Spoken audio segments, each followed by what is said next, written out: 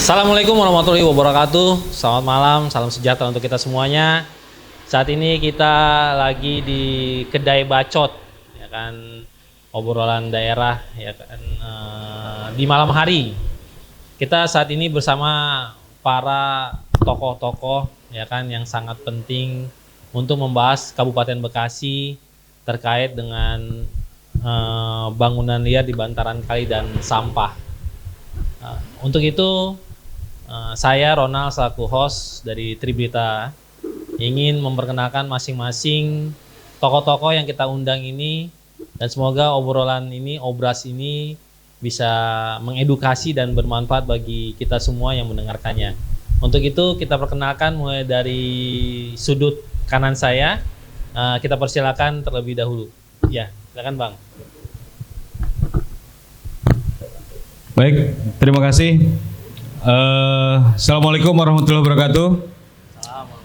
Selamat malam Bang Ronald, terima kasih sudah mengundang kami di forum bacot ini. Memang bicara soal Bekasi ini banyak ya, tapi sebelumnya saya perkenalkan dulu.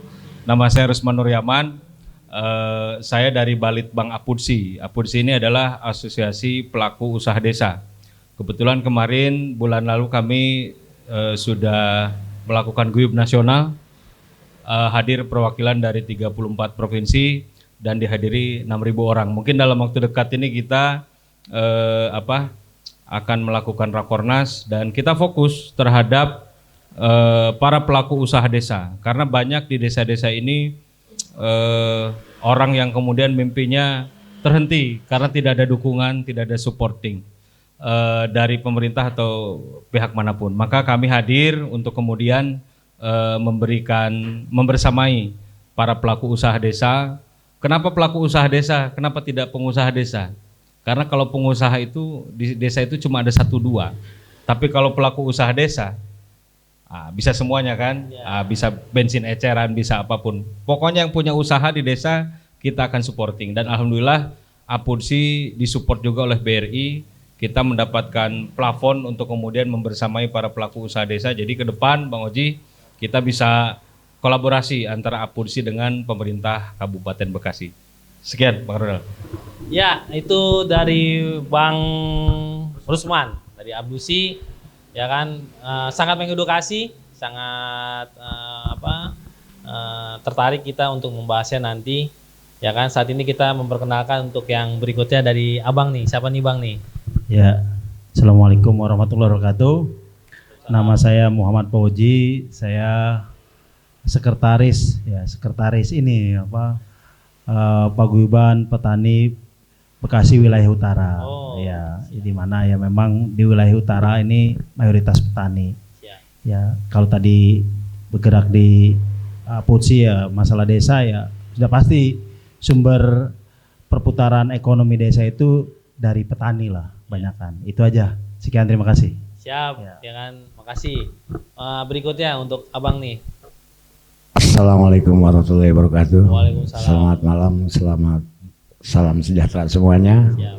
Di kedai bacot Kang Ronald. Ya. Makasih memberikan kesempatan saya hadir di mari, juga Kang Lukman, Kang Oji, juga Kang Johan. Memperkenalkan yang tidak harus dikenalkan, udah nyohor namanya. Saya tokoh tingkat desa, namanya Muhammad Robi. Panggilannya apa nih? Panggilannya King of MR dan alias-aliasnya banyak banget.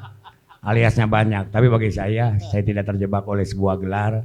Makasih hadirnya di sini, semoga memberikan diskusi ini kontribusi yang paham buat diri saya dan juga buat Kedung Waringin. Begitu aja dulu. Amin. Selanjutnya tinggal ke panggilannya apa nih Bang? Tadi panggilannya MR aja. MR aja, siap. Makasih Bang MR. Muhammad Robi nama lengkapnya. Siap. Nama paling bagus Muhammad Fauji, Muhammad Robi, Kang Johan Saimima. Iya. Juga Kang Lukman, nama-nama bagus. Siap. Nama-nama para nabi. Iya, betul. Siap.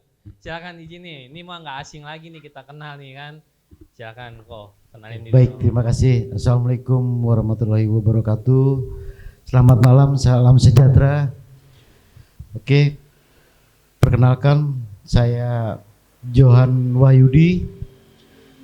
Kebetulan saya salah satu pelaku usaha desa yang mungkin saat ini dalam obrolan kita, obrolan santai, ada kawan kami Pak Bung Rusman ya? Bang Usman. Ya, dari Puci.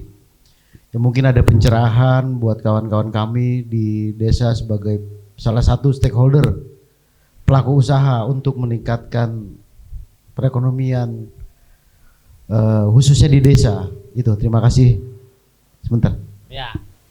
Jadi buat para sahabat Tribrita, kita udah memperkenalkan diri masing-masing, tokoh-tokoh hebat, mulai dari tokoh pemuda, tokoh desa, tokoh dari petani, dan ini tokoh abdusi. Ya. Ya, sebelah tokoh semua ya.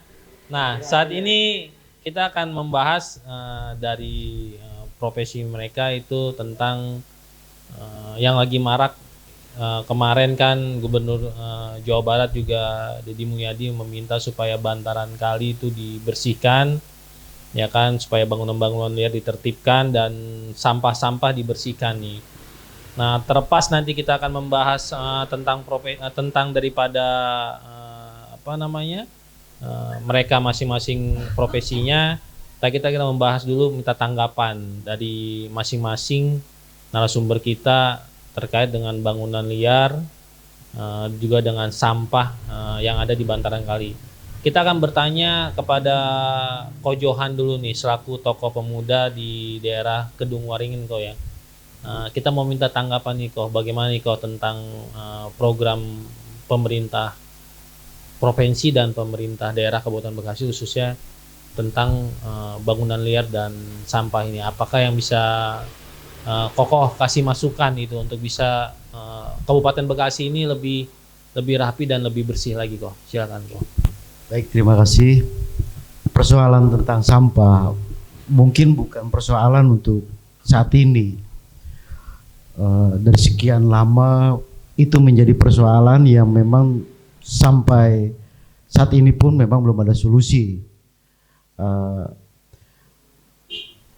Terkait sampah-sampah di bantaran sungai yang berada di wilayah Bekasi sampai saat ini cukup memprihatinkan gitu. Ya, alhamdulillah mungkin saat ini pemerintah provinsi dan kabupaten mulai ada fokus ya untuk menyelesaikan persoalan tersebut. Tapi menurut saya pribadi bukan hal hanya dengan pola yang sekarang dilakukan oleh pemerintah daerah dengan mengangkat sampah-sampah yang menyumbat di saluran sungai, itu mungkin penyelesaian akhir. Tapi bagaimana kita harus memberikan kesadaran untuk masyarakat untuk lebih memperhatikan bagaimana tata kelola sampah, khususnya sampah rumah tangga. Ini yang menjadi fokus utama, bagaimana pemerintah daerah khususnya aparatur pemerintah terkait untuk lebih masif lagi turun ke wilayah, khususnya sekarang bukan lagi bicara daerah perkotaan, tapi di pelosok desa pun terdampak hal itu. Akibat dari semakin volume sampah yang besar, ya terdampak seluruh aspek, khususnya sisi pertanian untuk wilayah utara ya, Bekasi Utara, itu sangat terdampak sekali. Ya itulah mungkin di momen ini, kesempatan ini, bagaimana kawan-kawan bisa memberikan satu input untuk pemerintah daerah untuk memberikan solusi, bukan hanya sifatnya sporadis setelah itu hilang, tapi bagaimana harus tetap continue memberikan pemahaman kepada masyarakat. Itu aja. Selaku tokoh pemuda nih Ko, nanti juga tanggapan dari teman-teman sekalian nih ya, termasuk Bang Rusman ya Bang ya. ada nggak sih harapan anak-anak muda sekarang bisa menjaga kebersihan dan ketertiban dalam program pemerintah khususnya provinsi dan daerah ini untuk bangunan liar dan sampah di sungai? Apakah dengan cara kerja bakti atau mungkin dengan cara mengasih edukasi anak-anak muda supaya bisa lebih bersih lagi gitu kok? Ada nggak? Ya, betul sekali. Dengan saya terwakilkan daripada kelompok pemuda, sangat miris ya. Yang tadi Bang Ronald katakan tentang kerja bakti, gotong royong, saat ini sudah hilang. Budaya itu sudah hilang. Bagaimana masyarakat sekarang, khususnya anak-anak muda, lebih berpikir instan, nggak peduli dengan lingkungan. Padahal lingkungan buat saya yang memberi kehidupan buat kita semua. Kalau kita rusak, ya seperti sekarang, rusak segalanya gitu, bukan Pak Kiai ya. Itulah yang hal yang sederhana. Ya, saya pribadi tergugah bagaimana kami nanti dengan Bang Muhammad Fauji, dengan kawan-kawan di wilayah utara bersama-sama untuk lebih meningkatkan lagi. Ya, memang selama ini dari tahun 2019 ya, kami bersama-sama dengan PGR, petani gotong royong. Ya, ini sekarang akan kami tingkatkan lagi gitu Bang Momoji ya, untuk wilayah utara. Khusus untuk wilayah utara dulu nih. Apa se-Kabupaten Bekasi? Iya, dari titik awal dulu lah kita yang persoalan yang memang kita di wilayah utara khususnya, dan itu memang menjadi concern kami terkait aliran sungai yang selama ini menjadi masalah buat khususnya masyarakat Bekasi Utara itu. Baik Ko Johan nih, makasih nih atas pernyataannya. Tapi dari pernyataan Ko Johan saya mau minta tanggapan nih dari Mister nih, apa nih yang bisa disampaikan nih untuk melengkapi pernyataan dari Ko Johan nih. Boleh bicara? Boleh. Sebenarnya udah diborong sih sama Kang Johan sama ini, tapi melengkapi saja. Siap.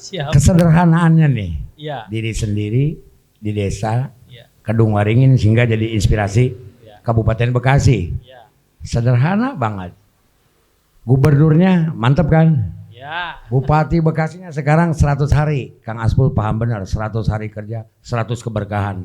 Bisa sejuta kesejahteraan buat Amin. masyarakat Kabupaten Bekasi. Sadar. Kalau bupatinya di atasnya sadar, desa di rumah tangganya sadar, apa yang tadi tuh muatan sampah, apalagi bangunan liar. Kalau sadar, udah nggak perlu kekerasan, udah nggak perlu saling tunjuk hidung. Karena sehebat apapun bupatinya, pemimpinnya, kalau rakyatnya nggak sadar alias nggak eling, rungkan.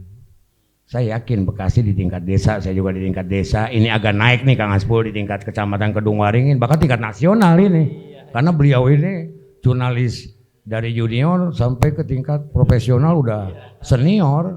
Saya luar biasa ini, seumur-umur saya. Bacot kedai, bahasan cerita orang daerah, sampai terhibur juga masyarakat lingkungan di bulan penuh keberkahan. Kita harus optimis. Berkah Kedung Waringin, berkah Kabupaten Bekasi, berkah Jawa Barat, berkah Indonesia. Syarat sahnya sadar. Karena kesadaran orang politik, orang akademis, orang ilmiah, orang agamis, asik loh negeri kita. Ini kan yang umumnya saling menyalahkan. Gubernur dipuji-puji, bupati dipuji-puji. Di rumah ada selokan mampet, males. Di rumah, di sekeliling kita ada sampah ngegunduk, males. Kalau nggak sadar, malu kita cuma menang gelar doang, tokoh, APUDSI, Asosiasi Pengusaha Desa. Di tingkat desa hebat, di tingkat nasional hebat, bukti nyata, baru diapresiasi. Lembaga mantap, betul nggak? Ketokohan mantap, nggak ada bukti, dijebein. Betul nggak zaman sekarang? Visi misi harus terwujud nyata, bukan hanya narator. Narasinya orang kotor, perilakunya kotor, bukan nuduh. Kang Oji buat semuanya, saya yakin ini 4 orang udah mewakili masyarakat Kabupaten Jawa Barat, Kabupaten Bekasi. Ini 4 orang, Anda Kang Ronald selaku apa namanya? Kalau kayak di Ono, Aiman. Jangan sampai kita berantem kayak di TV. Itu blow on itu. Kita harus ngasih contoh biar berbeda pendapat, pelatat-pelotot, pendapat banyak, tapi buktiin dari yang terkecil. Saya melihatnya atau saya yang memang matanya nih kurang tepat atau memang sayanya pemalas. Hingga suka malu, ngomong pinter, begitu kita pergi, kayak kotok lah macam-macam dah. Cuman ngurumpul kayak yang kayak yang di TV, prakteknya mana itu sampah di depan rumahnya, di depan desanya. Itulah, makanya saya nyambung nih. Sesuatu yang memang sekarang jadi materi ini malam. Saya sudah komunikasi sama lurah saya di desa Karangsambung, lurah terganteng. Karangsambung, Karangmekar, Mekar Jaya, Kojong Sari, Kedung Waringin, Waringin Jaya. Ini udah barometer nih. Kedung Waringin bisa jadi inspirasi di Kabupaten Bekasi. Karena yang diobrolin dibahas sama camat terganteng di Kedung Waringin. Salam buat Kang Ronald, Bapak MBJ, Maman Badru Jaman. Saya sedang ngebahas ini karena sedang akrab-akrabnya tentang kebersihan, kenyamanan, ekonomi kerakyatan di tingkat desa. Insya Allah di Kedung Waringin pemudanya, orang tuanya, orang-orang berpikir. Saya yakin orang berpikir, cerdas, pinter dalam aplikasi, bukan orang pinter. Kalau orang pinter, keblinger dan peminter. Betul. Nah, mudah-mudahan kita mewakili orang cerdas. Kang Oji, Kang Oji ke depan, maaf. Kudu jadi dewan dapil mari. Ini doa ini dari petani dia blau. Dia melihat apa pakai tudung petani, tapi jiwanya petani. Banyak pakai tudung petani, pura-pura. Udah jadi dewan, pakai dasi mulu orang lepas-lepas. Bukan ngeritik, bukan menuduh. Tapi Kang Oji di diskusi saat ini jadi barometer bahwa di Bacot Kedai Kang Aspul memberikan inspirasi yang nyata. Oke, hingga terwujud nyata. Sekian dulu. Ini kalau nggak direm manjang. Enggak kebagian tindak saya. Ada lagi nih pertanyaannya nih. Oh boleh silakan. Yang sulit dijawab. Iya. Baru pertanyaan. Kalau gampang dijawab ntar bukan pertanyaan ngeledek. Tapi pertanyaan apa tanggapan nih ya. Jadi Oke silakan. Kita selaku orang Bekasi nih, ya kan kita cinta sama Kabupaten Bekasi. Harapan kita Kabupaten Bekasi semakin baik dalam segala segi. Cuma saat ini kita lagi membahas tentang bangunan liar dan sampah. Ini menjadi sebuah polemik yang sangat kita bisa dibilang nggak mudah dan nggak gampang. Apa nih tanggapan dari abang nih terkait sudah banyaknya bangunan liar, ya kan? Apa nih tanggapan abang? Udah banyaknya bangunan liar hampir di seluruh Kabupaten Bekasi, termasuk saya salah satunya di Cibitung itu CBL udah luar biasa banget itu kan yang Banten. Apa nih? Apakah ada tanggapan dan apa yang diberikan masukan untuk Bupati terpilih kita nih supaya bisa bangunan liar ini hilangkah atau memang dikurangikah atau benar-benar bisa dibilang stop atau bisa disampaikan? Tanggapan saya sama dengan abang, sama dengan tanggapan yang lain. Tadi sadar, kalau bupatinya sadar apa yang sekarang tayang kan, bangunan liar yang rame dah ya. Kalau bupatinya sadar, camatnya sadar, lurahnya sadar, rakyatnya sadar, teraih bersih lingkungan kesejahteraan Bekasi. Teraih terwujud. Amin. Sadar. Amin. Orang cerdas sadar. Kalau nggak cerdas berarti bodoh. Benar. Nggak pintar. Nah Bekasi harus cerdas, sadar. Orang sadar, cerdas. Apa yang ditanggapi semuanya, yang tadi lagi rame, dah lagi viral, segera terwujud nyata. Mau Maduranya, cinta Bekasi sadar. Yang sadarnya orang Bekasi, orang-orangnya paham resiko, hak dan tanggung jawab. Tanpa harus ada aturan pemerintah sekalipun kalau sadar udah tinggal ngeberes-beresinnya enak. Iya. Benar. Benar nggak ini? Betul. Betul sadar. Makanya kesadaran itu adalah aset utama program 100 hari Bekasi bangkit, maju dan sejahtera. Bangkitnya berpikir, majunya disiplin, sejahtera kerakyatan rakyat Bekasi. Betul. Amin. Ini diskusi yang suka saya diskusi sama Pak Camat. Saya kalau ngasih solusi, malu.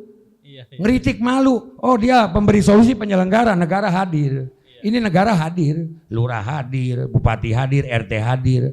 Kita mah biasanya protes doang. Padahal yang protesnya suka malas, suka dibalikin, berantem sama RT. Bener nggak? Sama RT kayak berantem, protes doang bisanya. Tapi kalau sadarnya yang protesnya nyambung, yang diprotesnya nyambung. Apa? Untuk taat kebekasihan. Itulah warga Bekasi yang cerdas. Itu aja. Betul gak? Kang, punten. Ya udah kalau betul silakan. Tinggal abang benarkan. Jadi kita apresiasi dulu nih ya kan tanggapannya tadi tentang mendukung Kabupaten Bekasi lebih baik lagi. Tapi diutamakan kesadaran, ya kan? Kesadaran dulu ya. Tapi Bukan. Tapi saya sadar. Dulu pendukung Sadari Garit ya sadar-sadar. Dia ngasih kontribusi. Allah tanggapan Bang Oji nih, ya kan tentang bangunan liar dan sampah nih. Tapi kan Bang Oji dari segi pertanian ya kan. Ada nggak sih Bang dampaknya Bang dan apa sih yang Abang ingin sampaikan gitu Bang terkait bangunan liar dan sampah ini dan harapan Abang apa nih untuk Kabupaten Bekasi? Ya.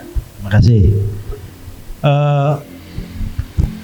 Kalau kita bicara harapan petani, ya memang masalah itu yang dipersoalkan petani sebetulnya. Itu kan menyangkut aliran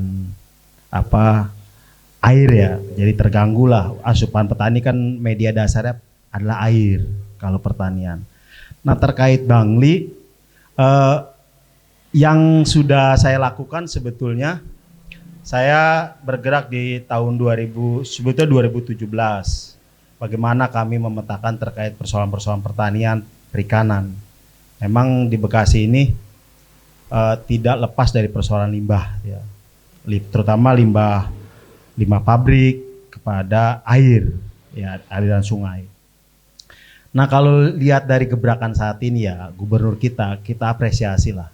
Artinya yang tadi diungkapkan oleh guru kami ya Kang Robi ini bahwa membangkitkan kesadaran, betul.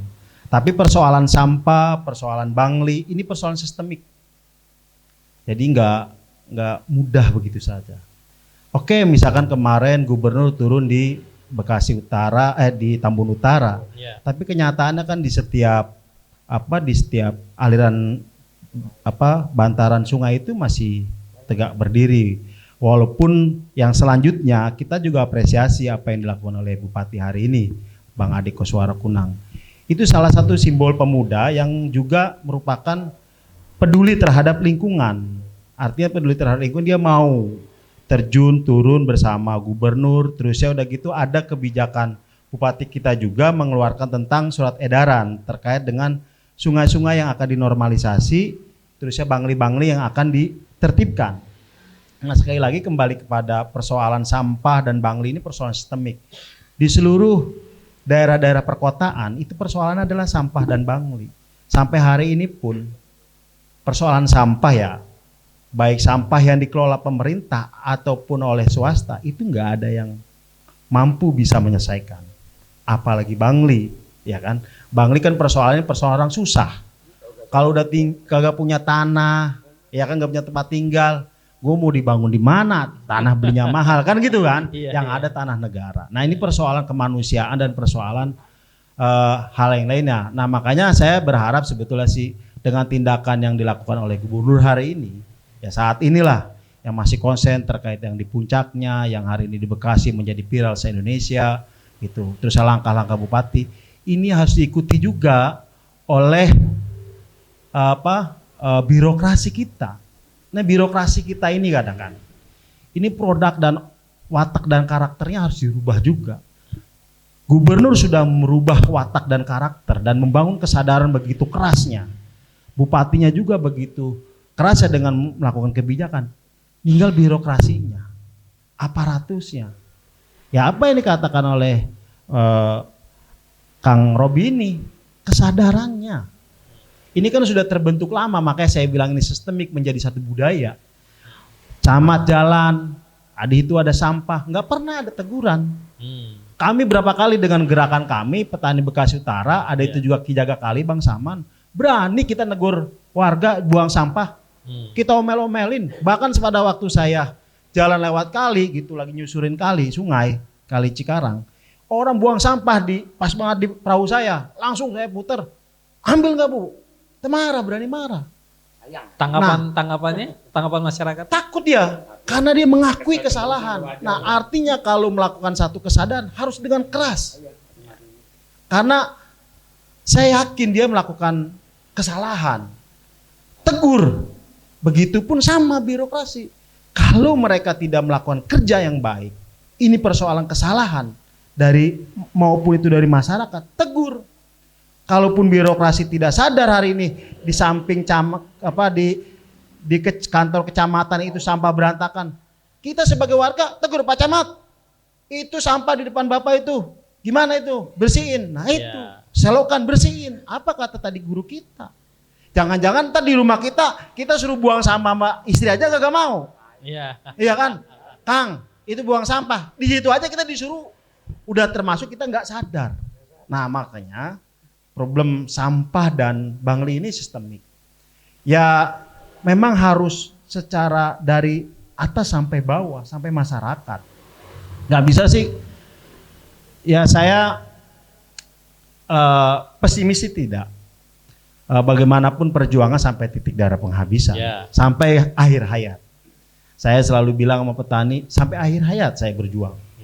Baik buat sampah, saya tahun 2021 situ sudah membangun gerakan namanya Penggerak Petani Gotong Royong, yang sebetulnya situ mereka sudah terbangun budaya yang namanya budaya goloran.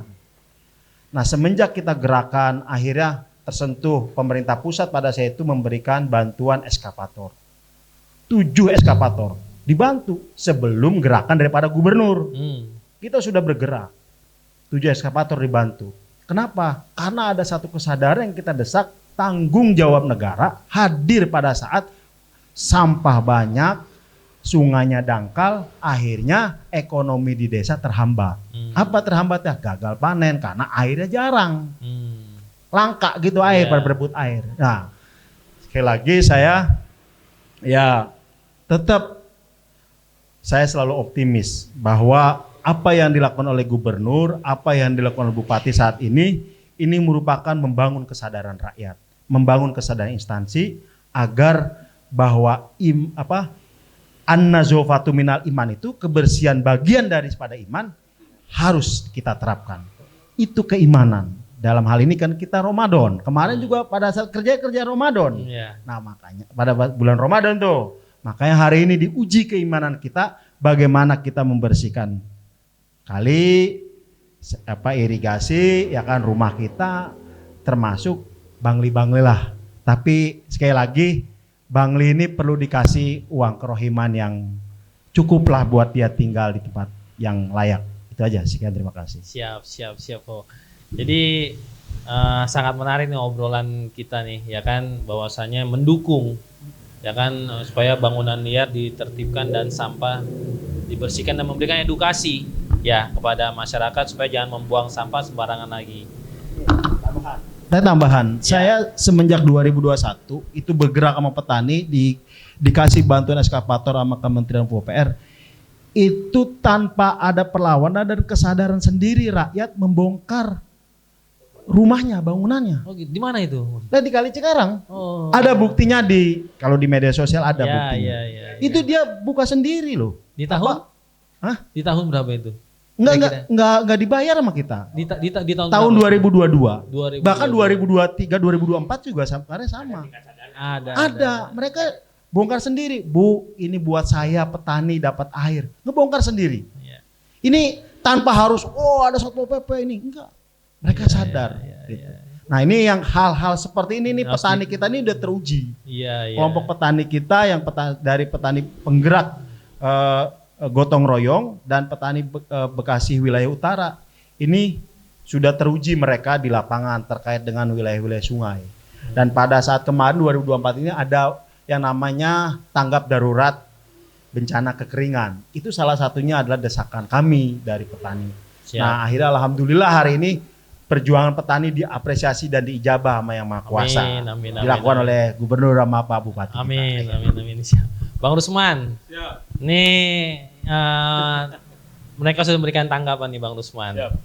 Jadi kita ke Bang Rusman, ini tokoh-tokoh Bekasi ini sangat-sangat mendukung program daripada Bupati dan Gubernur kita.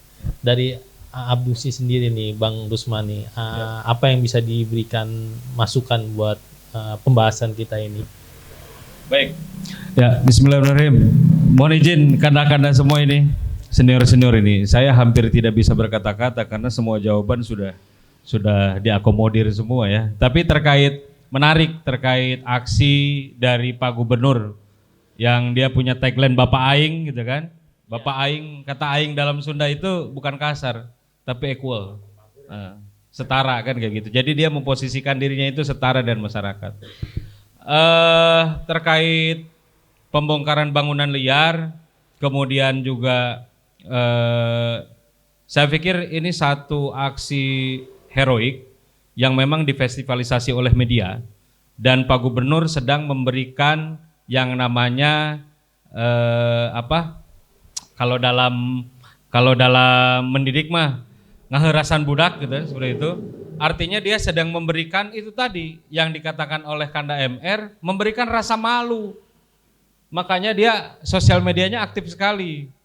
Festivalisasi di media ini mudah-mudahan ada efek jera gitu kan. Orang malu gitu, malu menempati tanah yang bukan haknya, malu memakai sesuatu yang bukan haknya. Ini yang kemudian Pak Gubernur lakukan, dan saya dapat info Kanda bahwa Pak Gubernur melakukan ini tidak hanya di lapangan, termasuk juga di tingkat birokrasi.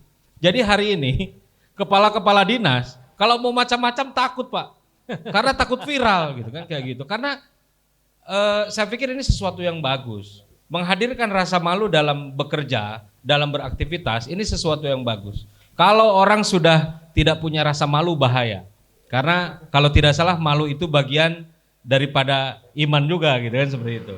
Itu jadi terkait bangunan liar, jadi tadi efek bangunan liar itu tadi, kemudian ada bangunan liar jadi permanen atau semi permanen, kemudian air yang harusnya mengalir ditambah lagi dengan sampah yang kemudian tidak dibuang ke sungai, kemudian menjadi sumbatan dan akhirnya efeknya panjang. Air tidak mengalir, hasil panen kurang dan segala macam. Nah, kalau terkait dengan sampah, saya pikir menarik ini untuk dibahas kemudian lebih dalam ke depan. Salam hormat saya untuk Pak Bupati, Pak Ade ya, masih muda beliau ya, masih muda sudah jadi Bupati. Ini menunjukkan bahwa beliau ini lahir sebagai pemimpin hasil dari pergulatan politik yang keras. Orang mau apapun judulnya, kalau bisa jadi bupati, bisa jadi anggota dewan, saya hormat Kanda. Iya. Karena itu adalah produk politik dari demokrasi yang sangat keras. Tidak ada demokrasi yang lebih keras daripada Indonesia. Tapi uniknya walaupun keras tetap akur. Seperti itu kan. Ini kemudian yang menjadi bahan penelitian dari banyak peneliti di Indonesia. Indonesia itu kan sebetulnya mirip-mirip Amerika. Amerika kan negara federal.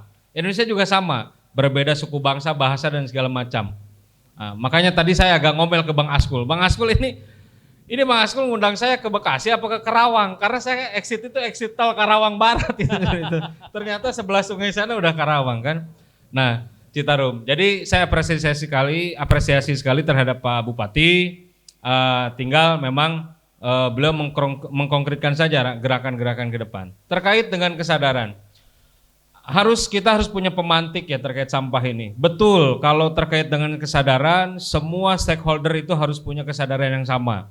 Harus punya visi yang sama, harus punya misi yang sama.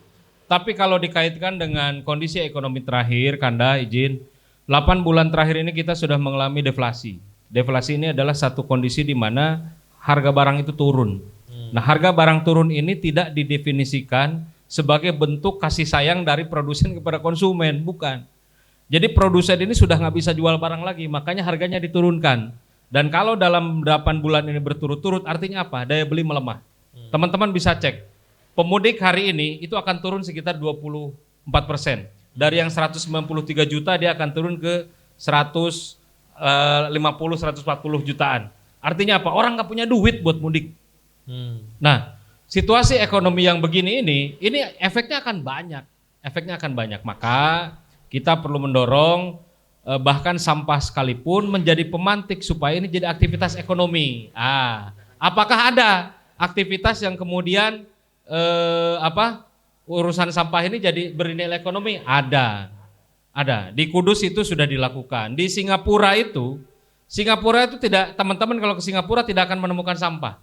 Sampah diangkut tiap hari, yang organik kemudian dia diolah, entah itu jadi maggot dan segala macam. Yang plastiknya itu Singapura itu punya teknologi supaya si sampah plastik ini diolah menjadi aspal, dan itu aspal terbaik di dunia. Jadi dia dicetak jadi aspal yang knockdown kayak gitu, seperti itu. Maka jalan-jalan di Singapura itu asalnya dari mana? Dari sampah, seperti itu. Nah, kalau yang dilakukan di Kudus itu ada kelompok sosial masyarakat yang kemudian membeli sampah. Yang organiknya harga sekian, yang anorganiknya harga sekian. Kalau tidak salah, kalau plastik itu 5.000-an lah, 5.000 per kilo. Dan gerakan awalnya ini anak sekolah. Jadi tiba-tiba anak sekolah ini disuruh mengumpulkan sampah, setor sampah, pulang bawa duit. Nah, ini orang tuanya mulai sadar, wah ternyata sampah jadi duit nih. Akhirnya yang melakukan gerakan ini bukan hanya anak sekolah, termasuk orang tua. Maka tercipta satu kondisi di mana orang itu gak mau buang sampah sembarangan karena bisa jadi duit. Nah, jadi memang dalam kebijakan ke depan Pak Bupati perlu merumuskan bagaimana caranya supaya orang itu nggak mau buang sampah sembarangan karena ini bernilai duit. Jadi kalau soal bagaimana mengelola sampah organik ini sudah banyak, Kang Oji juga sudah tahu lah ya. Bupati Bekasi ini punya 35.000 hektar lahan pertanian, dan kalau tidak salah dia 24.000 hektarnya LSD ya, lahan sawah dilindungi. Saya pikir 42 ya. 45 ya. Saya pikir ini potensi yang bagus. Kalau saja penduduk Bekasi ini 3,2 juta, artinya tiap orang itu akan memproduksi setengah kilogram sampah. Artinya tiap hari itu akan ada 1,6 juta sampah di Bekasi, di seluruh Kabupaten Bekasi. Belum lagi ketambah-tambah orang Kerawang, orang Kota Bekasi buang sampah di sini, kan sangat mungkin. Kalau saya lihat tadi Kang Oji, saya mau menuju ke sini, saya lewatin daerah Burangkeng. Itu kan gunung sampah itu sudah 40 meter. Sudah 40 meter, ya kan? Dan baunya luar biasa. Pintu ditutup pun kan tetap bau kan kayak begitu. Nah, jadi sampah ini kita sudah darurat, tapi saya usulkan ke Pak Bupati untuk membangun kesadaran itu, maka dia harus ditempeli oleh satu gerakan yang kemudian bernilai ekonomi. Kalaulah 1,6 juta sampah ini setengahnya adalah sampah organik, maka akan ada 800.000 ton sampah organik. Dan sampah organik itu setengahnya bisa jadi kompos. Jadi Kang Oji, kalau misalkan ada 800.000 ton, maka kita bisa punya 400.000 ton kompos. Seperti itu. Kalau yang plastik-plastiknya itu bisa diolah jadi bensin, kan sekarang banyak tuh mesinnya. Jadi sampah plastik dimasukin alat, insinerator, dibakar, kemudian jadi bensin, jadi solar. Dan ternyata katanya BBM-nya jauh lebih baik daripada Pertalite yang dijual di SPBU. Solarnya jauh lebih baik daripada solar yang dijual di SPBU. Gitu kan? Karena mungkin orang sudah mulai trauma beli bensin di SPBU ya, dioplos gitu seperti itu. Nah, jadi saya pikir sampah ini bisa menjadi nilai ekonomi, hanya saja memang butuh dorongan pemerintah. Tidak bisa dilakukan hanya oleh masyarakat sendiri. Jadi butuh partisipasi semua stakeholder. Tadi menurut Kanda perlu kesadaran, maka perlu berembuk. Kalau gerakannya mau dimulai di mana? Ayo, mau di mana? Mau di Kedung Waringin dulu, mau di utara dulu, mau di selatan dulu, ayo. Kami dari Apursi siap nanti mengutus tenaga-tenaga ahli kami untuk berdiskusi dengan Pak Bupati ataupun ketum kami nanti datang. Ini kira-kira pemetaannya bagaimana dan segala macam. Saya pikir untuk lari 10 km itu tetap harus ada langkah pertama. Jadi untuk mengurangi atau menghilangkan sampah sama sekali di Bekasi ini butuh langkah pertama, dan itu harus konkret. Makanya ini yang kemudian menjadi kegelisahan Kanda MR, tong loba bacot lah. No penting mah ngalengkah heula ngamimitian kumaha. Kalau saya di rumah memang yang paling rewel, tanya istri saya paling rewel urusan sampah. Ya begitu. Gak boleh ada sampah di rumah sampai maghrib. Sebelum maghrib buang ke tempat sampah, kan kayak begitu. Nah kira-kira begitu. Jadi saya mengapresiasi apa yang dilakukan oleh Pak Gubernur, oleh Pak Bupati. Ini perlu dilakukan secara kontinu, hanya saja ini tidak bisa terus-menerus. Pak Gubernur itu kerjaannya turun ke sungai karena ada batasnya. Jadi saya pikir perlu mentransformasi bagaimana nilai-nilai itu hadir di tengah-tengah masyarakat supaya kemudian Jawa Barat gemah ripah repeh rapih ini muncul kembali gitu kan, kayak gitu. Karena gemah ripah repeh rapih ini sudah jarang kita dengar, Kang Oji, kan kayak begitu kan. Jadi perlu membangun kesadaran dan juga perlu dorongan. Karena masyarakat itu hari ini ekonominya lemah, nah perlu didorong. Kalau ada judul-judul ayat duitan, pasti mereka bisa tergerak. Karena uang itu menjadi satu motivasi bagi semua kelompok orang. Bahkan ada seorang filsuf mengatakan, apapun yang kamu lakukan, itu semuanya motifnya uang.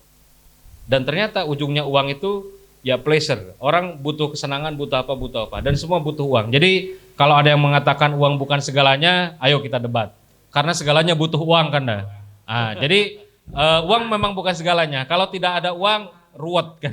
Iya. Gitu Bang Ronald. Iya. Luar biasa nih, ya kan?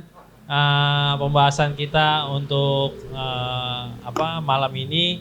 Tapi ada sedikit yang ingin kita tanyakan nih, ya kan, untuk Bang Rusman nih, ya kan? Ya. Abdus itu kan membangun kemandirian ekonomi desa, ya kan? Ada pertanyaan yang sangat menarik nih. SDM yang bagaimana nih untuk yang membangun ekonomi desa? Ada nggak masukannya? Siap. Mungkin nanti abang-abang atau bapak-bapak ini bisa menyimak gitu apa yang menjadi tanggapan Bang Rusman. Baik, begini Bang Ronald. Jadi saya punya tagline itu di teman-teman sering saya sampaikan bahwa tugas kita di APUDS ini adalah menata kota, membangun desa. Ya. Kalau kota mah sudah tidak perlu dibangun karena sudah banyak. Ya. Tapi membangun desa ini, maka bayangkan. Saya tanya, ada satu topik waktu itu saya diskusi dengan mahasiswa. Pernah nggak mikirin bahwa korupsi itu bisa berpengaruh terhadap harga telur, saya bilang. Wah, dia nggak nyambung tuh. Ternyata ketika jalan-jalan di desa ini kemudian hancur, berlobang, butuh waktu lebih banyak untuk kemudian barang ini sampai dari desa ke kota. Kemudian kalau jalannya berlobang, maka dia akan pecah 10%. Kalau dia sekali ngangkut 5 ton, 10%-nya itu berarti kan lumayan, 500 kilo. 500 kilo kali 28.000 berapa? Nah itu efek dari ketika pembangunan di desa dikorupsi, saya bilang. Jadi korupsi itu nyata adanya dan menghancurkan, saya bilang kayak gitu. Nah jadi itu baru dari satu peternakan. Saya bilang. Kalau di 1000 peternakan bagaimana ceritanya? Nah jadi ini yang saya sebut bahwa di desa ini perlu dibangun SDM yang unggul. Dan hari ini bagaimana kita bersaing dengan dunia luar, kunci meningkatkan SDM tidak ada lain, pendidikan. Memang urusan pendidikan ini tidak ada jaminan orang sekolah itu kaya raya. Tapi mohon maaf, yang rata-rata hidup miskin, itu rata-rata mereka nggak sekolah. Saya temukan itu di Sulawesi, karena saya sering ada tugas keluar di Kalimantan, di Sumatera. Itu anak-anak kecil, itu mereka nggak mau mereka sekolah, karena orang tuanya pun tidak bersedia, karena jauh kan seperti itu. Padahal mereka jadi buruh perkebunan, buruh tambang dan segala macam. Sampai produk sawit Indonesia itu diboikot sama Eropa karena dituduh melakukan labor child, perbudakan anak, kan seperti itu. Padahal memang mereka mau sekolah aja jauh. Jadi kalau mau meningkatkan SDM di desa, saya pikir tidak ada cara lain, maka urusan wajib belajar ini menjadi penting, gitu kan, supaya anak-anak kita itu kemudian mengenal dunia. Yang kedua, yang bisa APUDS tawarkan adalah kami sudah bekerja sama dengan Kementerian Tenaga Kerja, dan Kementerian Tenaga Kerja secara terbuka memberikan pintu untuk kemudian melakukan pelatihan-pelatihan digital, pelatihan wirausaha. nanti kita bisa bekerja sama karena mereka itu kalau tidak salah punya 300 BLK. Tapi sekarang yang berfungsi cuma 21 karena efisiensi. Begitu kan. Jadi kami terbuka untuk kemudian membangun SDM-SDM di Bekasi ini karena Bekasi ini kan tidak terlalu jauh ya.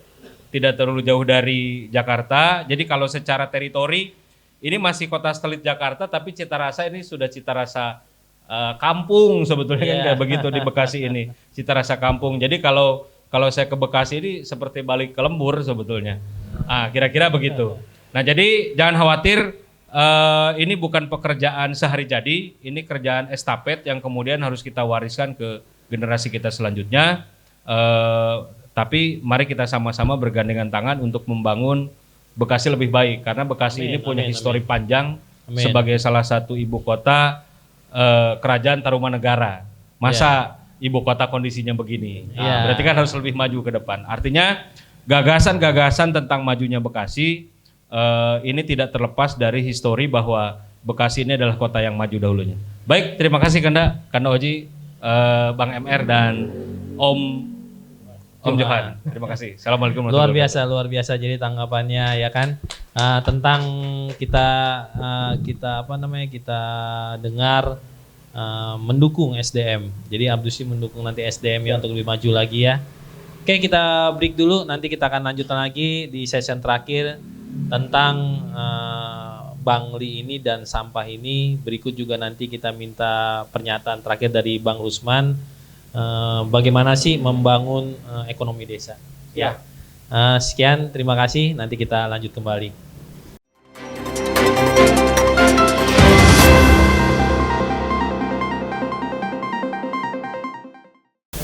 Ya, kembali lagi bersama kami Tribrita dan obrolan santai bersama tokoh-tokoh masyarakat. Ada Kojohan, ya kan? Ada apa namanya? Kerobi, ya kan, ada Fauji, ya kan, ada Bang Rusman nih, ya kan. Kita lanjut kembali ini untuk Bang Fauji, Bang Oji, ya Bang Oji ya. Bang Oji, kita ada pertanyaan nih sama Bang Oji nih, ya kan, terkait ya kan dampak ekonomi dari sampah dan Bangli untuk pelaku usaha pertanian, khususnya buat nelayan krisis air bersih ya kan, dan untuk tambak sawah dan dampak limbah nih Bang. Kira-kira apa yang mau Abang sampaikan nih Bang Oji? Ya. Halo.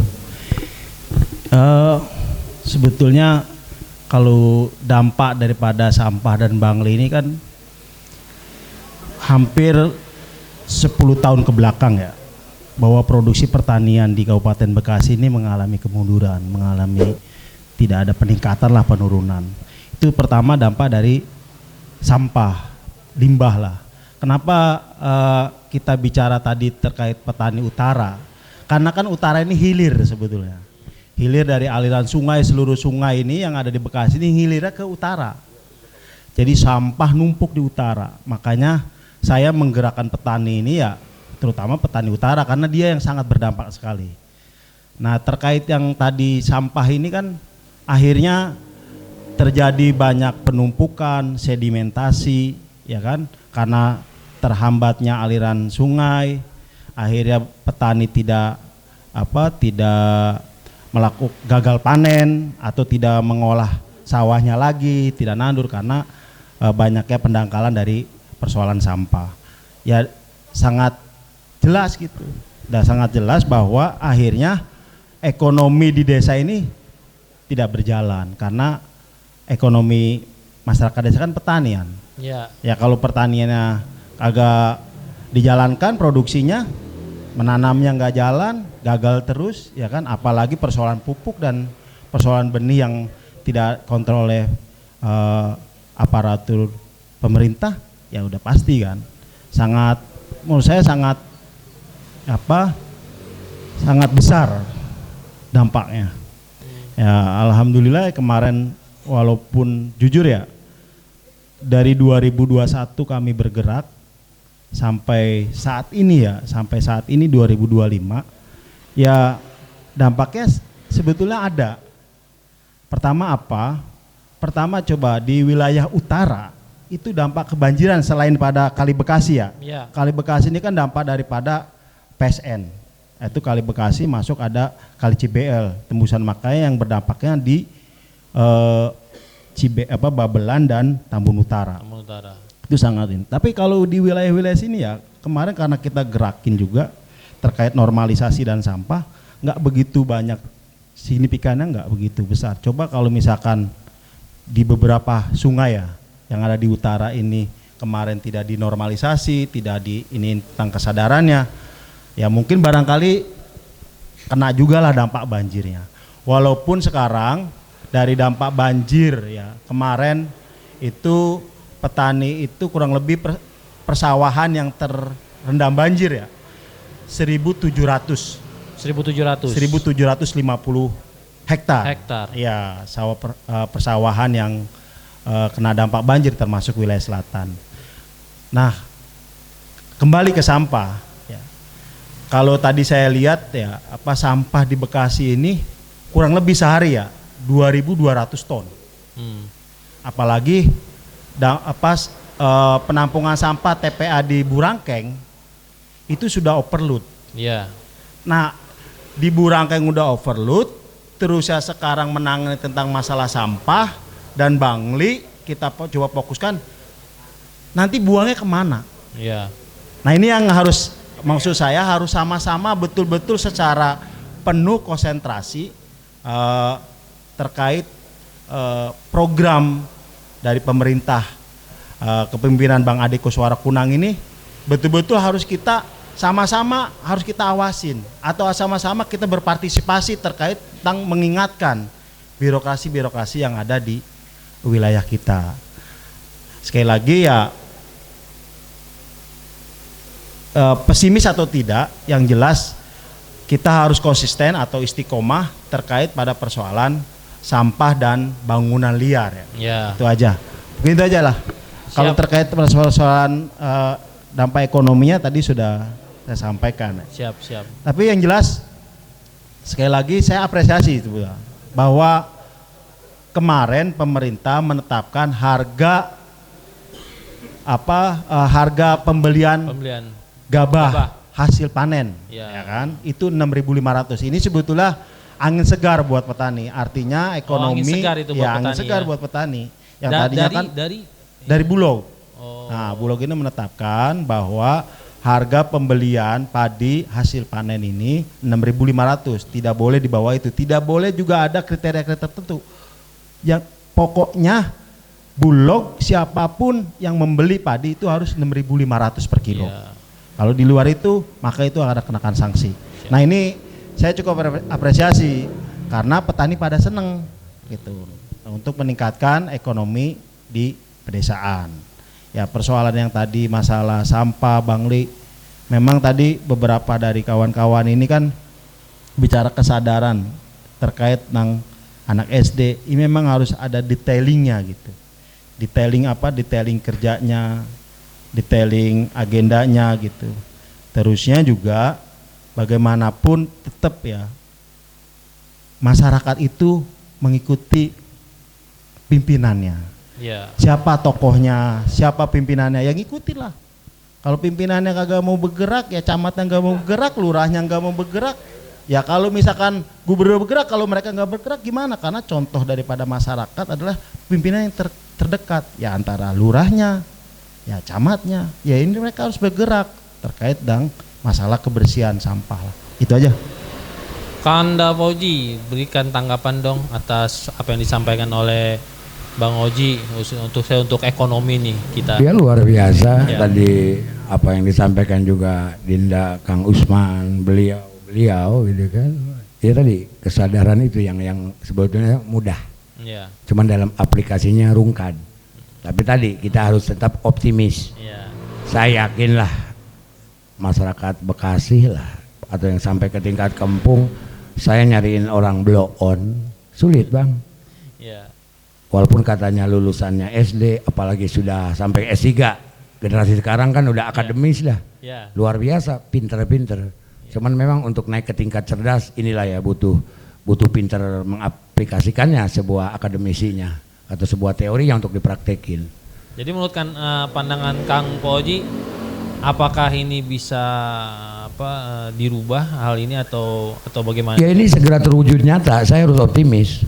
Gitu. Kalau saya pesimis, ya gimana mungkin istri atau keluarga saya atau tetangga saya untuk ke bawah optimis. Kalau saya nyata tadi bilang semua tokoh, sebenarnya semua tokoh, camat, lurah, RT sampai kepala rumah tangga menjadikan sadar dirinya eksekutif atau dirinya juga legislatif dan semuanya, saya yakin ini dari tingkat desa aja akan terjadi makmur, kecamatan hingga Kabupaten Bekasi klop.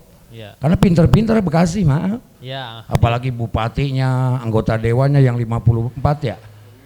55, ulamanya, NU-nya, para pemuka agama lain, profesional, akademisi, TNI, Polri, jenderalnya ada loh di Bekasi loh. Iya. Apa yang nggak ada di Bekasi gitu kan. Tapi tadi, ayo jangan berdebat pendorong-dorong, saling tunjuk, saling menyalahkan. Walaupun memang negara di sini hadir memberi solusi. Ya emang sipil mah rakyat mah tukang protes. Sekalipun dikasih kebijakan protes aja. Berarti pemerintahan sekarang ini dibutuhkan sinergisitas yang kuat. Nah itu ya? penyelenggara hadir negara, dewannya semua tokoh hadir membuktikan apa yang disebut perdanya hingga perdesnya hidup. Jadi nggak ketiban koordinasi kontribusi realisasi, otaknya nanti baku nasi malah kenceng di otaknya. Urusannya duit. Walaupun duit bukan segala-galanya, tapi segalanya duit. Bagi orang yang cerdas, pandai menggandeng duit. Untuk apa? Tadi gandengan kerjasama yang baik. Betul, di pengusahanya, di petaninya, di tokoh agamanya, kontraktornya atau sebuah pihak. Saya yakin negara menghadirkan sebuah sistem yang udah bagus. Presiden Prabowo udah bagus, tapi kepala rumah tangganya ke bawahnya rusak. Samping kanan rusak, samping kiri rusak, di depan rusak. Kalau institusi bagus, LSM visi misi bagus, semua nama bagus. Kan yang ngisi orangnya yang konslet. Betul. Untuk itu kita kikis kebodohan agar sadar itu hadir, agar tidak pura-pura dan tidak penuh kepalsian. Kalau lagu Oma tabir kepalsuan ada royalti. Lagu Mansur S jangan pura-pura ada royalti. Lah ini pura-pura mulu. Bener, nggak enak pura-pura. Oke, itu aja. Siap. Saya yakin saya tetap optimis mewakili teman yang lainnya hingga diskusi ini berkepanjangan. Jangan sampai omon-omon. Saya akan teke atau saya akan jitak Aspul selaku fasilitas kedai bacot ini. Itu aja ya. Itu aja tambahan buat ini. Selaku tokoh pemuda dan pelaku usaha juga nih. Tanggapan Ko Johan terkait dengan tadi Bang Oji sampaikan. Apa yang perlu Ko Johan sampaikan nih Ko selaku pelaku usaha? Ya mungkin saya menambahkan daripada statement ya Bu Oji ya. Betul, dalam satu kepemimpinan ya sebagai imam ya masyarakat itu butuh binaan, diberikan pemahaman. Ya kembali lagi dari kepala dulu deh, ekor pasti bisa ikut. Dimana kepala menurut Kiai Robi penuh kesadaran, pasti ekor ikut lah. Saya yakin nggak lagi pesimis tapi optimis, Bekasi akan maju, Amin. bangkit dan sejahtera. Gitu. Jadi selaku pelaku usaha nih optimis juga ya bahwasanya Kabupaten Bekasi ada perubahan ya, semakin lebih baik lagi gitu ya Ko Johan ya. Sangat yakin karena potensi Bekasi bicara sumber daya alam sangat mumpuni. Apalagi terkait dengan program pemerintah sekarang dengan ketahanan pangannya tersedia di Kabupaten Bekasi. Cuma bagaimana kita anugerah yang Tuhan beri di Kabupaten Bekasi, kita bisa mengolahnya, memanfaatkan untuk lebih untuk kemaslahatan masyarakat ya, khususnya Bekasi. Itu saya punya rasa optimis. Ini Om Johan selaku pelaku usaha nih, apakah pernyataan ini atau edukasi ini akan menjadi sebuah virus positif buat pelaku-pelaku usaha di seluruh Kabupaten Bekasi nantinya Ko Johan? Ada nggak keinginan Ko Johan supaya pelaku-pelaku usaha ini bisa bersinergi juga apa yang disampaikan oleh Ko Johan nanti ke depannya. Iya, saya punya keyakinan itu ya bersama-sama kawan-kawan, menurut Bang Usman bilang sih bukan skala pengusaha, minimal ada kegiatan ekonomi, pelaku-pelaku ekonomi di lingkungan paling ujung di desa cukup banyak. Dari sektor pertanian, dari petani sampai penggiling padi, heler, dan juga bisa hasil daripada produksi khususnya di pertanian bisa kita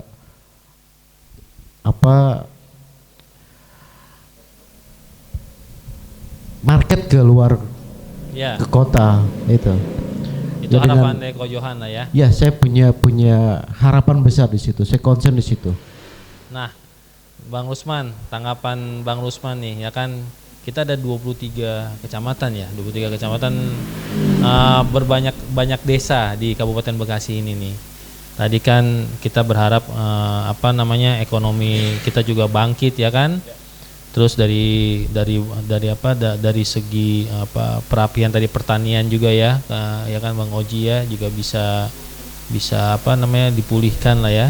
Nah terus dari Bang Rusman sebagai statement terakhir nih ya kan, perlu ada kebijakan apa nih yang dibuat pemerintah pusat untuk kemajuan desa khususnya Kabupaten Bekasi?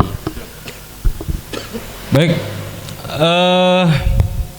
kalau dari pemerintah pusat kan sebetulnya paling tidak hari ini ada 29 PSN ya, Proyek Strategis Nasional. Ya. Dan beberapa itu berkorelasi dengan Kabupaten Bekasi. Yang pertama itu soal swasembada pangan nasional. Ini dilakukan serentak oleh Pak Presiden Prabowo di semua wilayah, harus kemudian mendukung program swasembada pangan nasional ini. Saya pikir dengan Bekasi yang punya lahan tadi kata Kanda Oji 42.000 hektar, mestinya kalau 1 hektar bisa menghasilkan 5 ton saja, tidak perlu 10 ton lah, entah karena tikus dan segala macam gitu kan. 42.000 hektar kali 5, 4 kali 5 ya sudah ratusan ribu ton sebetulnya beras bisa dihasilkan dari Kabupaten Bekasi. Pertanyaannya, kenapa petani mungkin saya dengan Kanda Oji ini satu guru satu ilmu, kita sudah sama-sama tahu penyakit pertanian ini apa sebetulnya kan ya, gitu kan biasa. Apa nih penyakit ini Bang? Saya lama di Karawang, jadi mengamati bagaimana pergerakan petani ini. Kalau musim panen ini kan hilir mudik, motor baru, TV baru, kulkas baru gitu kan, kawin deui kan seperti itu. Nanti begitu paceklik cerai Pak, begitu. Kemudian si barang-barang yang tadi diangkut lagi, apalagi sekarang ada pay later dan segala macam. Nah, jadi saya pikir pertumbuhan ekonomi di Kabupaten Bekasi ini perlu ekosistemnya ini dijaga. Maka pemerintah sebagai stakeholder atau pemerintah Bekasi harus jadi off-taker untuk kemudian menjamin bahwa hasil panen petani ini dibeli oleh pemerintah. Maka pada titik itu pemerintah punya hak, punya power untuk melakukan intervensi terhadap bergejolaknya inflasi gitu. Kan inflasi ini terjadi karena rantai pasok. Ketika ini terjadi di Cianjur. Ketika di Cianjur panen, itu datang ribuan truk dari Jakarta. Dibeli gabahnya, diangkut ke Cipinang. Sampai satu waktu orang Cianjur itu nggak bisa merasakan namanya beras Cianjur gitu. Kan aneh gitu. Ribuan truk. Tiap panen di Cianjur. Ini kan mengerikan. Nah, artinya pola-pola seperti ini nanti Pak Bupati, Pak Ade Kuswara Kunang bisa membuat satu perda. Lamun aya truk ngangkut beas gitu kan, keluar dari Bekasi tanpa izin, tanpa lapor, tewak. Bisa nggak? Bisa. Dan di titik itu, maka pemerintah bukan hanya newak, tapi memberikan solusi. Gitu kan, memberikan solusi bagaimana caranya hasil panen dibeli, ketika petani butuh duit juga tidak dibiarkan, maka ada skema apa? Entah skema pinjaman dan segala macam. Karena begini bos, BRI itu kan dia ini rahasia sebetulnya. BRI itu mengeluarkan bunga 14%. Kalau dengan KUR itu antara 5 sampai 7%, gitu kan? Artinya bank ini bisa memberikan plafon kredit yang lebih kecil untuk petani, gitu kan, atas dasar subsidi pemerintah. Maka bagaimana caranya ekosistem ini dijaga supaya kebutuhan-kebutuhan petani sebelum panen itu bisa dihandle. Dan pemerintah sebagai off-taker menjamin bahwa petani tidak akan kemana-mana. Maka dilakukanlah kerjasama antara pemerintah, bank dengan petani supaya ekosistemnya terjaga. Dan di posisi seperti itu, kalau sudah terjadi seperti itu, nggak ada lagi nanti praktek ijon, praktek kemudian yang merugikan petani. Karena petani ini kan ngurus petani ini seperti mengurus remaja mesin. Siapa yang paling sering ketemu, siapa yang paling sering datang, itu yang dia percaya. Kalau pemerintahnya tidak pernah datang ke petani, bagaimana mau dipercaya? Kan begitu. Itu logika gerakan saja. Nah, jadi di titik ini saya sepakat dengan kanda-kanda yang lain bahwa perlu komitmen dari kepala, dari pemerintah, dari pemerintah Kabupaten Bekasi bagaimana menerjemahkan kebijakan pusat. Nah, yang kedua, proyek strategis nasional itu adalah revitalisasi aquacultur, gitu. Urusan perikanan di Pantura loh. Dan Bekasi ini termasuk daerah Pantura. Gitu. Maka Bekasi harusnya kemudian menjadi salah satu bagian dari program pemerintah itu. Supaya urusan ikan ini kan tidak susah gitu. Bagaimana ceritanya Pangandaran yang dia daerah wisata, punya laut yang luas, tapi ikannya dikirim dari Tegal. Kan lucu gitu loh. Kan lucu gitu. Iya. Nah, walaupun memang itu bisnis tapi kan jadi lucu. Kan akhirnya restoran-restoran di sana jadi mahal. Iya. Ah, di apa ini Kedung Waringin ini Kanda Johan ini baru ada 20 restoran yang tercatat di BPS. Gitu kan? Masa sih satu kecamatan cuma 20 restoran? Saya pikir ini bisa lebih. Maka ini harus didorong ke depan, kita sama-sama mendorong supaya usaha-usaha ini bisa berjalan. Jadi intinya perlu semacam akselerasi Kanda Oji dari Pak Bupati untuk banyak minta ke pemerintah pusat. Itu ya. Karena pemerintah pusat ini sudah menyediakan fasilitas anggaran yang dalam bentuk proyek strategis nasional untuk urusan swasembada pangan, untuk urusan perikanan. Jadi kalau sampai kita nggak dapat, bukan pemerintah pusat tidak mau ngasih, mungkin kitanya tidak minta. Iya. Kalau tidak minta disangkanya banyak duit kan begitu. Jadi saya pikir anggaran 8 triliun ini kurang lah ya untuk Kabupaten Bekasi. Jakarta saja 91 T, dia hanya kena efisiensi 50 miliar, nggak ada apa-apanya. Jadi saya pikir Kabupaten Bekasi sebagai kota satelitnya Jakarta perlu mendorong kerjasama dengan pemerintah DKJ dan perlu kemudian merayu pemerintah pusat supaya program-programnya bisa diturunkan ke Bekasi. Karena seperti kita termasuk Jawa Barat, mungkin Jawa Barat juga perlu dirayu ini Kang Dedi ini supaya bisa menurunkan anggaran-anggarannya. Jadi dari struktur anggaran 8T ini kan sebetulnya Bekasi ini PAD-nya tinggi, sekitar 4 triliun. Sisanya dari transfer dana provinsi atau dana pusat. Jadi dengan PAD sebesar itu harusnya masyarakat bisa menikmati lebih lah seperti itu. Amin. Nah, hanya saja memang perlu diramu dalam satu kebijakan yang kemudian ini berefek panjang terhadap kesejahteraan. Gitu Kang Ronald. Siap.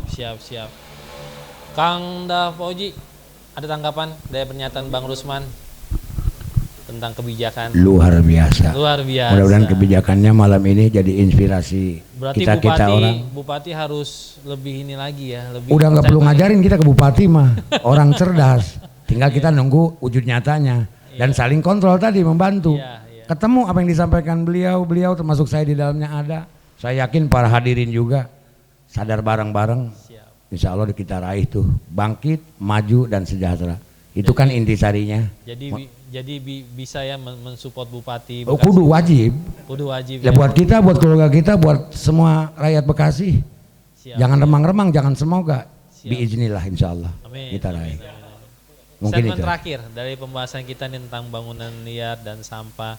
Tadi juga soal ekonomi pembangunan. Ada yang mau disampaikan oleh Kanda Fauji untuk Bupati Bekasi kita yang terpilih ini? Ini grogi, ini Muhammad Robi, Kanda Robi, ini Fauzi. Tapi memang ini suka reinkarnasi.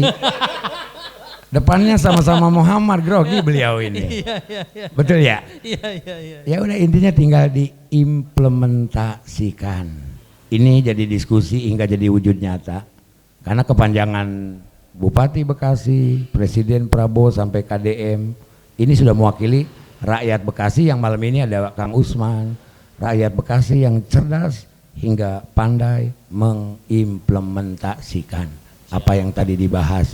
Bukan hanya omon-omon. Nantinya rakyat, bobo rakyat tenaga yang ngejebein. Udah kayak yang iya kalau ngomong mah jangan sampai berak stumbra gitu maksudnya. Itu aja. Iya, siap. Kang Oji barangkali lengkapi. Kang Oji selaku dari tokoh petani nih, apa yang mau disampaikan? Ya, pertama sederhana kita tuh, bahwa petani ini banyak di kita tuh penggarap ya. Tapi yang jelas dengan harga gabah saat ini dia sudah sedikit bahagia lah.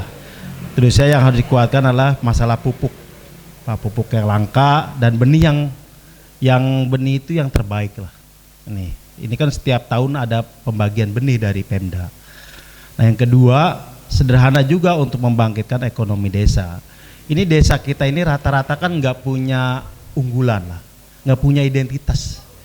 Apa misalkan mau ini peternak ikan, desa peternakan ikan, ini desa peternakan kambing, desa ini peternakan sapi, harus ada ciri khas dulu sehingga anggarannya juga jelas.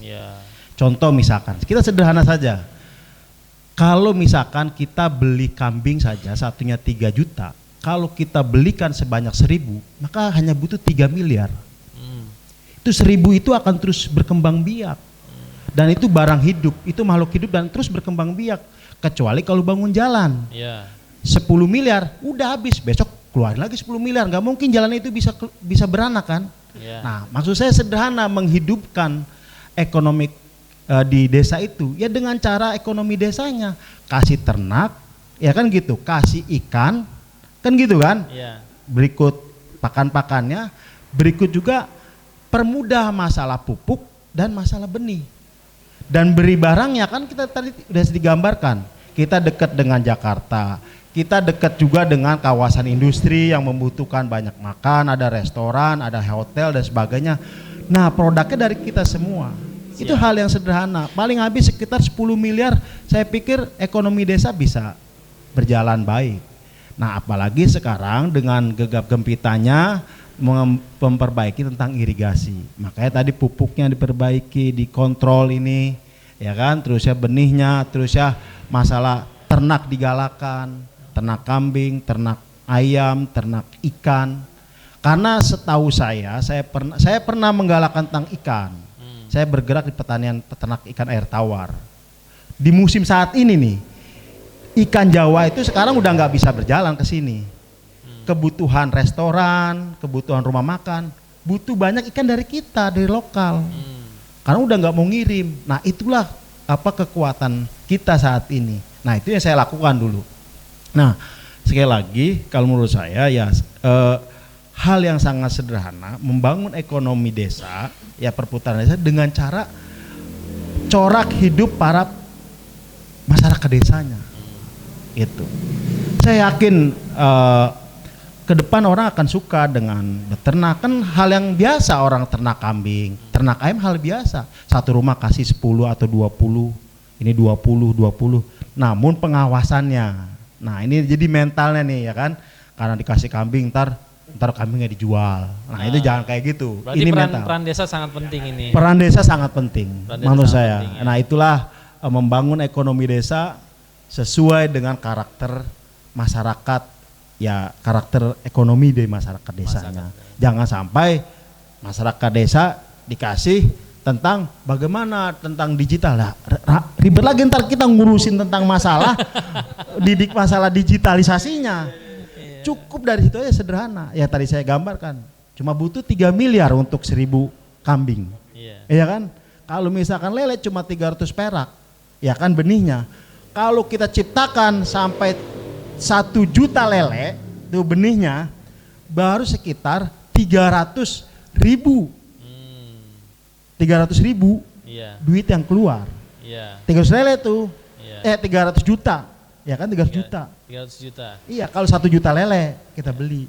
Harga yang 300 perak. 300 perak. Kan itu sederhana. Dan itu bisa berkembang. Kan itu maksud saya jangan terlalu juga pangsa pasarnya jelas perumahan banyak. Pecel lele banyak. Ya kan gitu. Berarti ini harus ada sinergisitas antara Dewan juga nih ya. Nah, jadi gini sebetulnya. Pemerintah kita, para tokoh kita harus jeli betul tentang realitas yang ada di masyarakat kita. Menjawab realitas ini. Apa yang dibutuhkan setiap desa. Iya. Ya. Contoh buang sampah, itu kan realitas. Ini sampah mulu, itu sampah mulu. Nah ini realitas ini ya diungkap, harus pandai untuk iya. Jangan sampai kebijakannya itu di luar daripada konteks realitasnya. Siap. Nggak nyambung lah gitu. Mungkin itu sajalah. Saya berharap untuk kedepannya ini kita fokus pertanian. Saya juga sudah bicara dengan Pak Bupati terkait dengan hal-hal pertanian ini. Yang kemarin itu udah ada kebijakan tentang aliran sungai, normalisasi dan sebagainya. Ini sebuah langkah yang cukup baik ya. Bupati kita anak muda ya. Ini sebagai contoh lah buat anak muda yang lain biar terpanggil untuk bicara tentang masalah pertanian. Itu saja. Makasih Bang Oji nih. Dalam statement terakhirnya Ko Johan nih, ada yang mau disampaikan untuk Bupati kita? Ya, saya menyambung daripada informasi daripada Pak Usman ya, terkait ada agenda pemerintah pusat tentang Koperasi Merah Putih yang digelontorkan anggarannya itu cukup fantastis menurut saya. Kisaran berapa Bang? 6 sampai 8 miliar untuk satu koperasi dalam satu desa. Artinya kalau kita kembali flashback 20 sampai 30 tahun yang lalu, bagaimana Presiden Soeharto menempatkan orang yang cukup besar di Pulau Jawa untuk transmigrasi. Hutan. Tujuannya untuk bisa membuka ada aktivitas ekonomi. Ya. Cuma sekarang ini lebih enak menurut saya. Udah dikasih modalnya, kapitalnya udah ada. Cuma yang di persoalan bagaimana bukan hanya sebuah jargon atau euforia orang desa ya, masyarakat desa.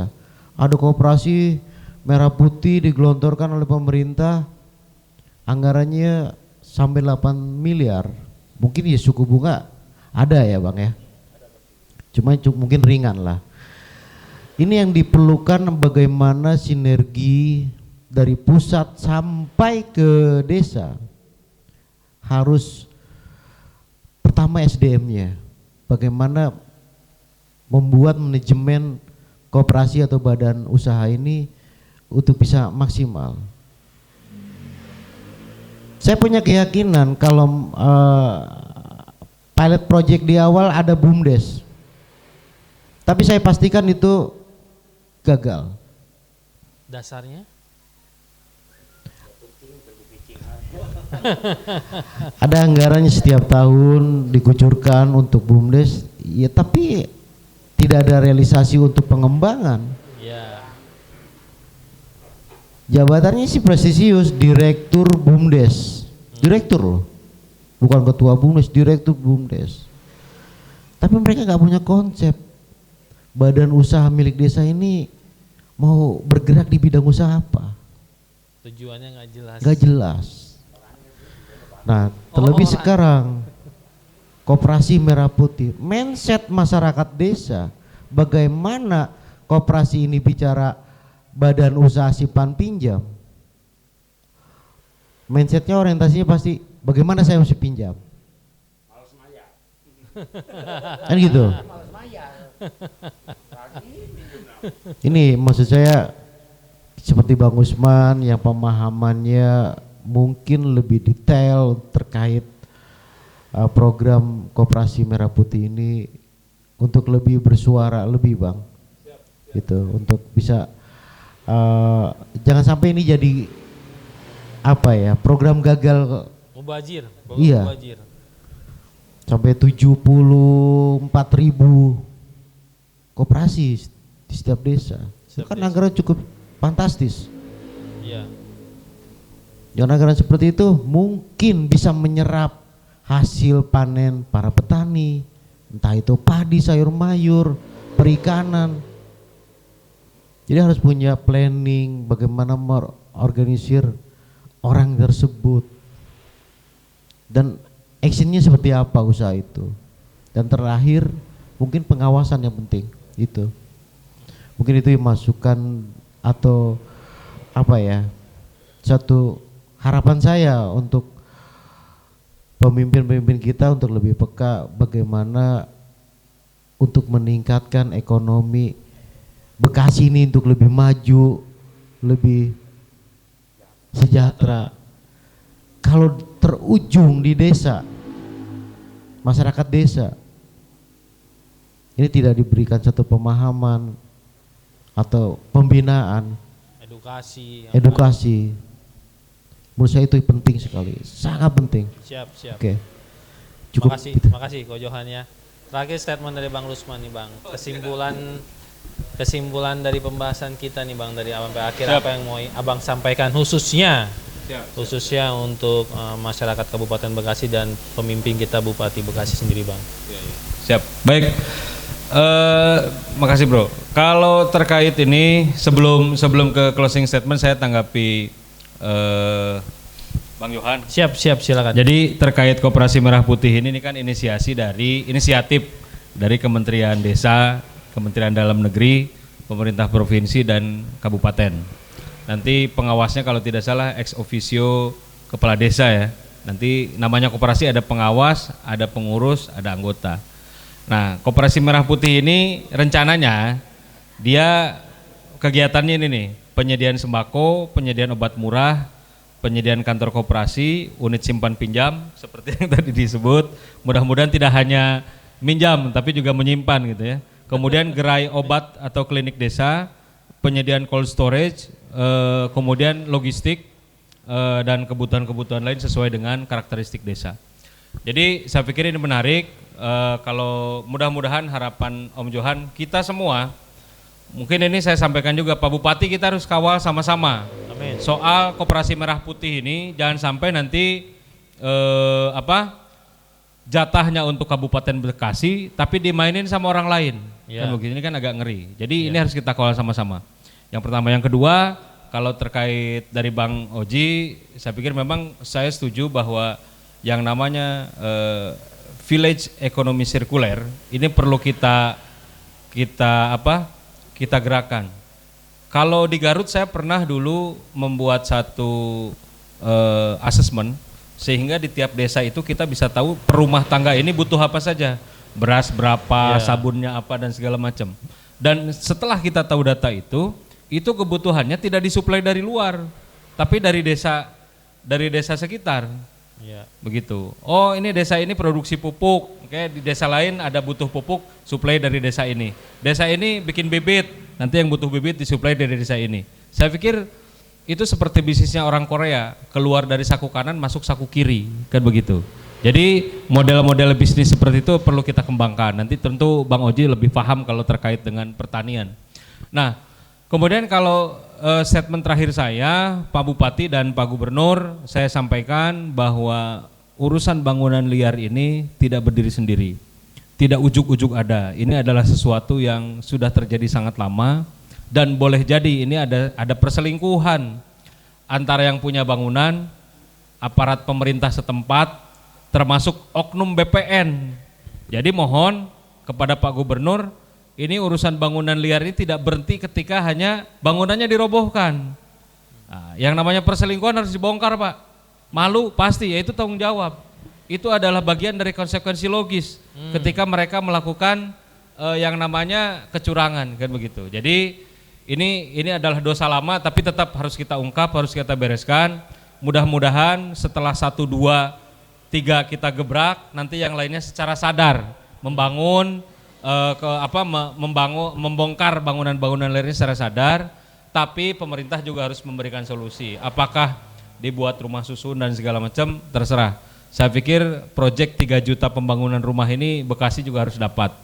Jadi supaya orang-orang yang tadi kata Kiai Robi, mereka bingung tidak punya rumah harus kemana, maka pemerintah turun tangan untuk kemudian menyediakan mereka tempat tinggal seperti itu.